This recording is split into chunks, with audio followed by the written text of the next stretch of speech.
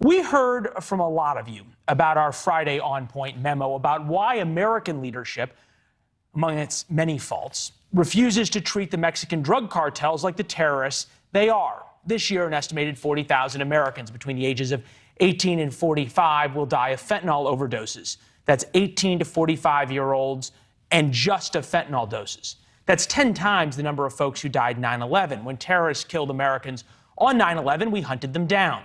When ISIS started kidnapping and killing Americans in Syria, President Obama sent U.S. forces into Syria. He ordered multiple drone strikes on ISIS leadership.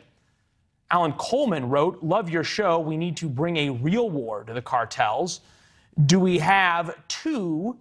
That's her handle on Twitter. Wrote, "Great On Point segment tonight. We have got to stop the border invasion." And then there are two broken heart emojis.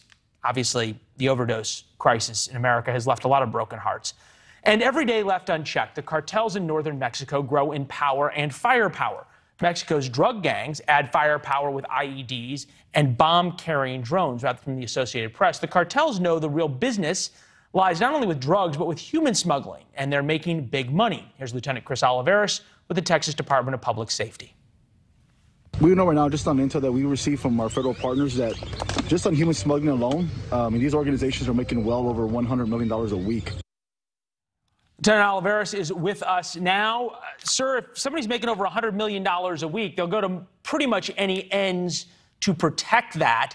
Are we at the point now where law enforcement on your side of the Rio Grande is outgunned by the guys on the other side? Good evening, Leland, and great to be with you. So, yeah, of course. I mean, that's something that I mentioned. That was intel that we received last fiscal year when we saw historic numbers after historic numbers. But now we know for the first 6 months of fiscal year 22, the numbers are at over 1.2 million encounters, not including the gotaway. So they're making well over $100 million a week just off of human smuggling as well as drug smuggling. But we do know they have weapon sophistication, military-grade weapons that we've seen, drones that have IEDs, these military-grade type vehicles that they make when they have these battles just right across the river within miles. So they're continuing to escalate their tactics, not only with human smuggling, but also when it comes to drug smuggling, because they want to protect their profits. Fentanyl right now is a huge crisis right now that we're seeing in terms of border security, because we know right now fentanyl is the #1 killer, ages 18 to 45, and we have never seen the amount of fentanyl that's coming across the border right now that we've seen in decades. So it's continuing to escalate, and these cartels are continuing to become even more powerful because of the profits they're making off of human smuggling. Yeah, I'm looking at the cartel maps in terms of where these cartels are and what they control. I know you guys look at this every day. You talk about military-grade weapons and military-grade armored vehicles. When we say what the areas the cartels control, are we to believe effectively that the Mexican government has almost ceded sovereignty to the cartels in these areas? Right. I mean, that's how powerful this cartel is. And of course, you got to take into account the corruption that takes place in Mexico as well, because these cartels have so much influence over the Mexican government. Of course, we work closely with the Mexican government as well. And we do have some that do want to make a difference and do want to make an impact and target these organizations. But again, they are just so powerful now with the weapons that they have, the profits, the money.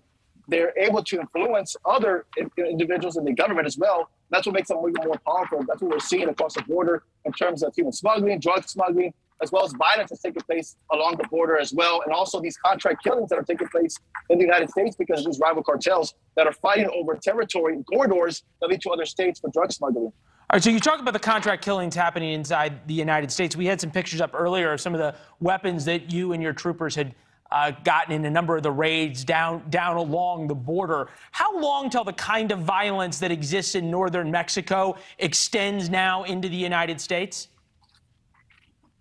That's a good question. That's always a possibility. That's one thing that we're always focused on and that we try to prevent. We do not want to see what takes place in Mexico happen here on U.S. soil. And what you see right there on your screen, that just shows you the escalation of the tactics that they're using to actually point a weapon at a U.S. aircraft, one of our DPS aircrafts. So right now they feel emboldened by their actions because of all this currency, the money they've been able to make, as far as the enriching, as far as because of the human smuggling and the fact that there's lax border policies right now. So it's going to continue to escalate, unfortunately, but that's why we work closely with our federal partners. We gather intel. We work with the federal government also in Mexico as well to try to prevent these situations from happening. And that situation there, we actually had a good relationship with the Mexican military who were able to actually locate those individuals, which resulted in a shootout, and they were able to recover some weapons. Well, and then there's more guys who pick up the weapons because that's where the money is. If we designated cartels as terrorist groups, increased charges against members known allies, could bar migrants smuggled into the United States for providing material support, could target finances through the Treasury Department's Office of Foreign Assets Control. You could also conceivably change the way you dealt with Mexico and put sanctions and the like and the like and the like. Are we treating the cartels with the open-mindedness and open-eyed view that we need in terms of what you describe them to be?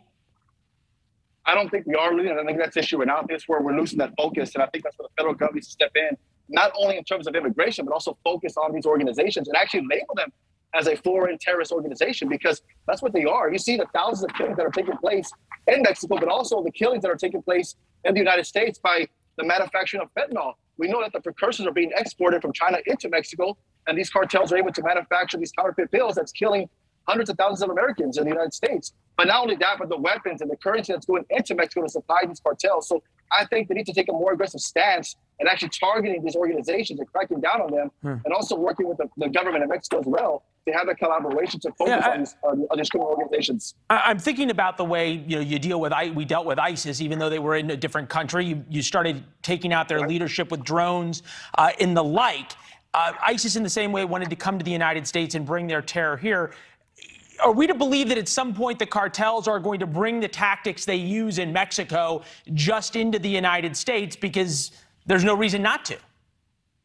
Right, and it's a high possibility, and that's what we see. I mean, when these cartel battles are happening in Mexico, just within miles of the river, we know we have some of these cartel members that try to make it into the U.S. They try to flee because they're trying to flee from other cartel rivals or even the Mexican military. So we have these individuals that are on U.S. soil right now, and that's why they're expanding their operations in terms of human smuggling as well as drug smuggling. But that's why we need to shift that focus from immigration to border security and focus on these criminal organizations and go after the profits, crack down on the corruption, and take away the profits that are going into Mexico and also the weapons that are supplying these cartels. When we talk about weapons, we're watching video when you and I were on the Rio Grande and one of the DPS gunboats. I remember us in 50 cal machine guns on the side and all wearing body armor. Have we, just since then, that was September, have you all had more encounters with the cartels, and have they become more emboldened and more willing to use violence? Well, we've been very fortunate they have not used violence against our men and women of DPS. We have seen some situations, some events that have taken place where they actually shot at U.S. Border Patrol vehicles, especially when we saw that video earlier, when you showed that video with that suspected cartel member pointing an AK-47, that same specific area, we see these events play out where they're actually targeting, not so much targeting, but also focusing on intimidation tactics. That's when we saw the shootings that were taking place against our National Guardsmen in the same area. So they try to use the intimidation tactics to take away those resources so they can move either high-profile, special target immigrants or even drugs that are coming across that area. 30 seconds left. From your experience in law enforcement, obviously dealing with these cartels, if the enforcement measures really change to the point where, for example, the guy who was pointing the AK at the helicopter was shot and there was a drone overhead that took out his friends as well who were in pickups nearby, and then you started going after cartel leadership on the other side of the border, would that change the amount of fentanyl and the amount of other drugs that they're able to move into the United States? Well, I think it would make an impact, but I think also the federal down on that exportation of the precursors that are coming from China into Mexico, and actually focus on the China government, also the Mexican government as well, to focus on that and prevent that from happening. But we just lost Lieutenant Olivarez there along the Rio Grande as the sun sets in Texas. Thanks for watching. Click the red subscribe button below so you can get more of NewsNation's fact-driven, unbiased coverage.